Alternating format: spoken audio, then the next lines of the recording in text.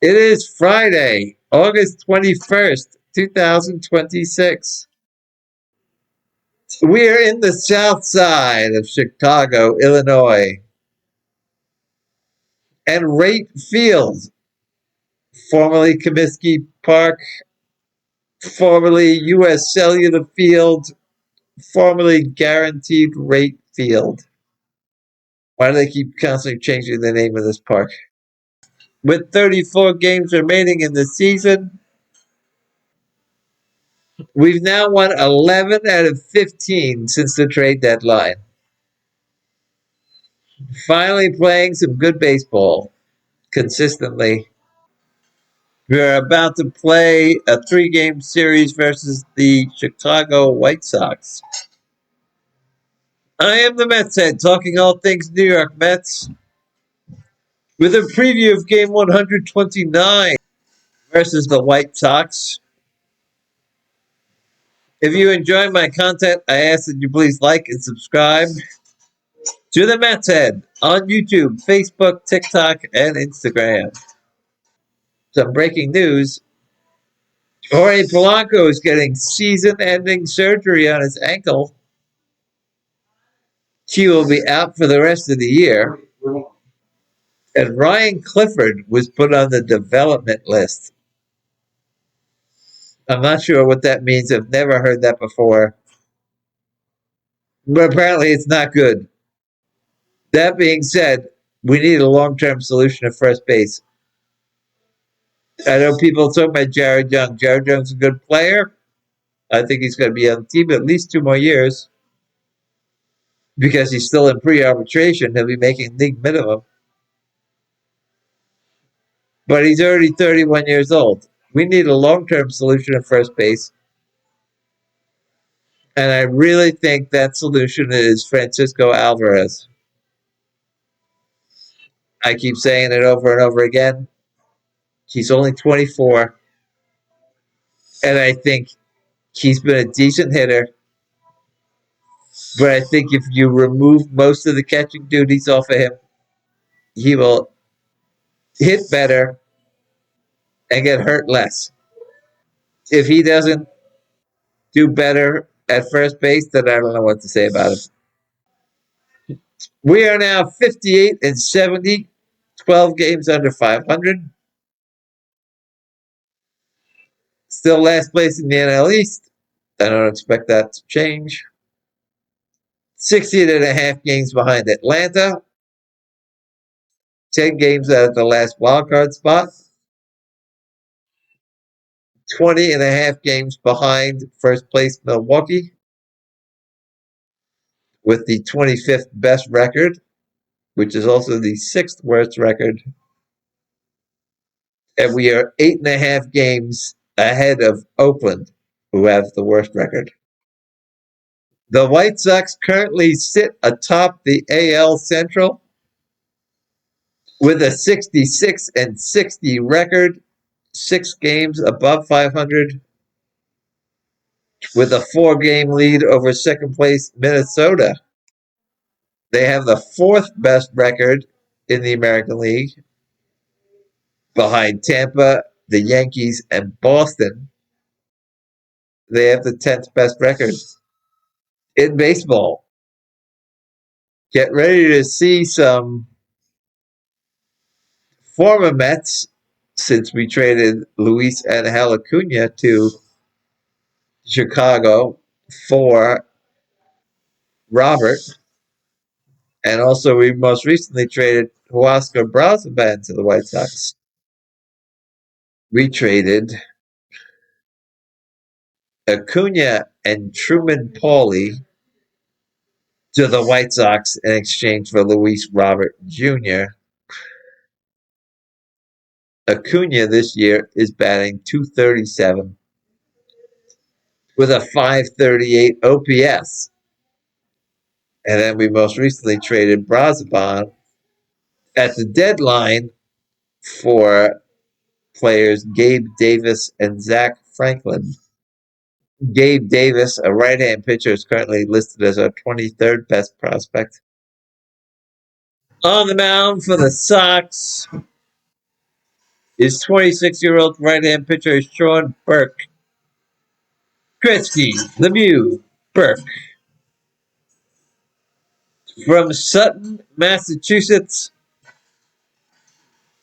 he is 6'6", 240 pounds. Burke was originally drafted by the White Sox in the third round of the 2021 draft. Henry Davis was selected first overall by the Pirates.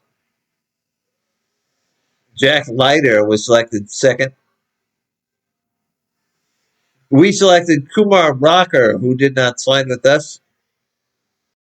Jackson Merrill was selected 27th by San Diego. Mason Miller was selected 97th by Oakland. Hunter Goodman was selected 109th by Colorado. We chose Christian Scott in the 5th round. Ben Rice was picked in the 12th round by the Yankees. Nathan Lavender was selected in the 14th round by us. This is his third year in the majors on the White Sox. He has pitched in 57 games. He is 13-17 with a 3.56 ERA, 309 strikeouts in 293 innings with 112 walks, which is a walk every 2 2/3. This year he has pitched in 25 games. He is 7-6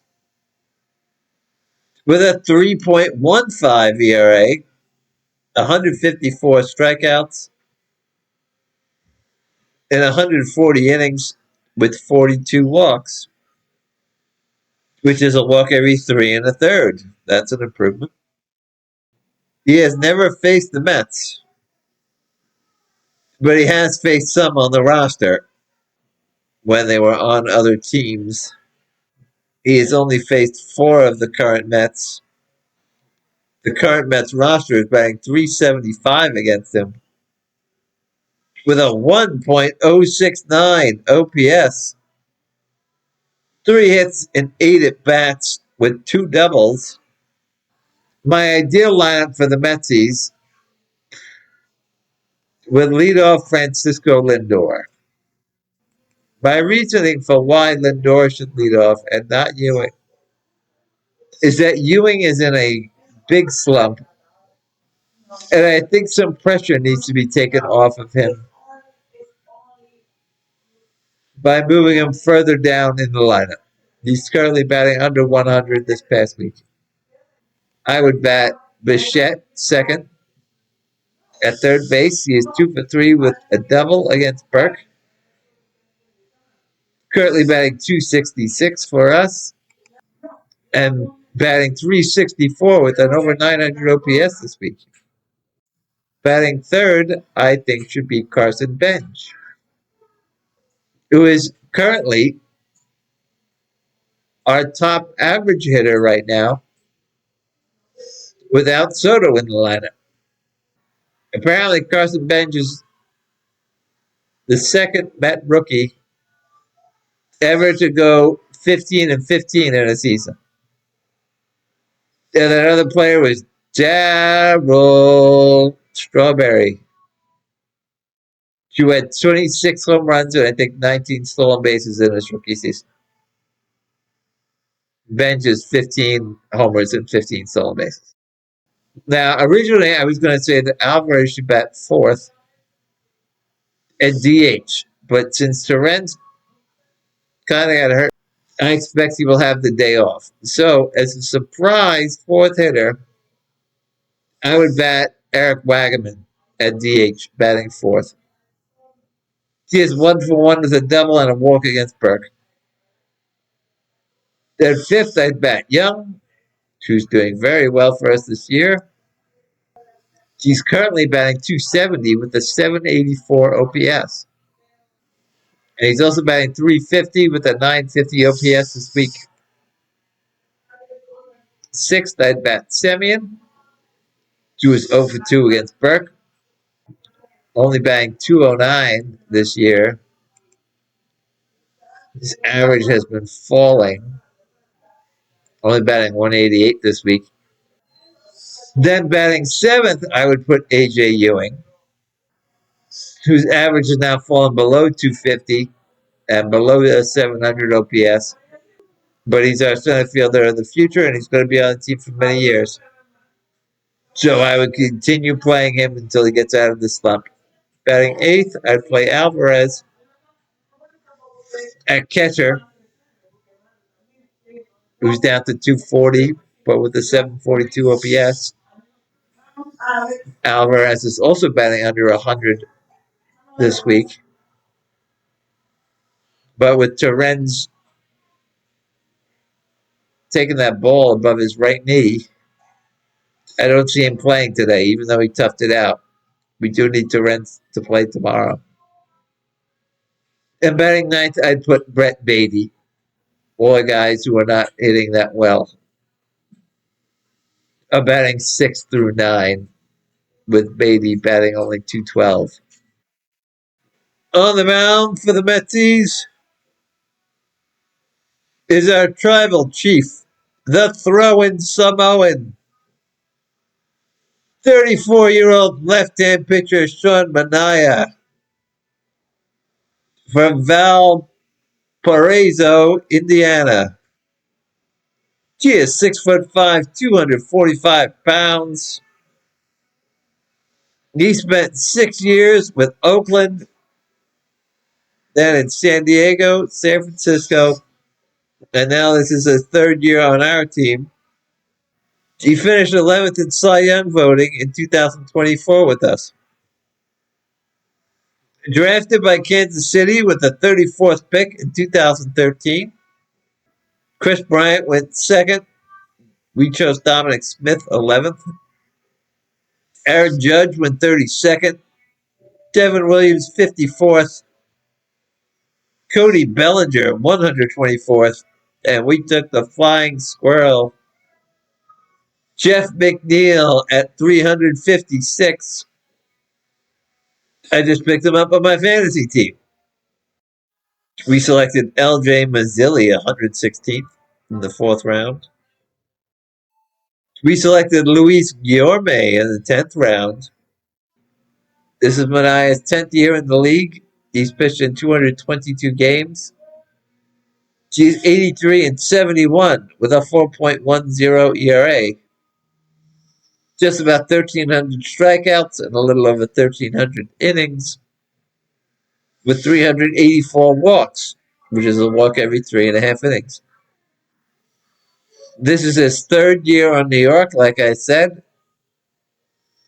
And he has pitched in 73 games for us. He's 18-15 with a 4.05 ERA. 365 strikeouts in 347 innings with 110 walks, which is a walk every 3 innings. This year he's pitched in 26 games. He is 4-5 with a 4.22 ERA. 113 strikeouts and 111 innings with 37 walks. Against Chicago in his career, he has dominated. He has pitched in 4 games. He is 3-0 with a 1.96 ERA. 22 strikeouts in 23 innings with 5 walks. It's like a walk in every 4th inning. The current White Sox roster is batting .216 against him with a .678 OPS. 11 hits in 52 at-bats with 2 home runs. Adam Benintendi is 4-12 with 2 walks. Krejcik is 6-19 with a double, a triple, and 2 homers. And 2 walks. The rest of the team is 0-20 against him with a walk. So let's go, Mets go. To speak these Sox. Until next time, I'm one God.